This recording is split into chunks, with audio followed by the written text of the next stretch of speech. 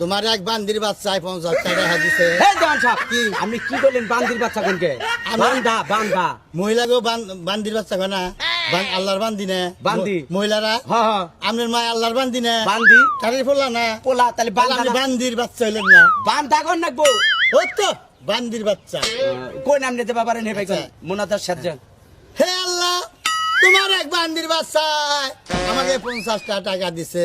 হে যদি 70 80 90 বছরেও না শিখতে পারে, তার শিক্ষার তৌফিক দিও। তারপরে জানি 100 বছর হইলিবারও যদি না শিখারে, 150 বছরে গেলে যদি না শিখারে, জীবন ঘুরে খালি ট্রেনিং দেওয়া, তারপরে জানি মরার আগে একদিন বিমান চালাই মরবার পারে। হে আল্লাহ আমিন।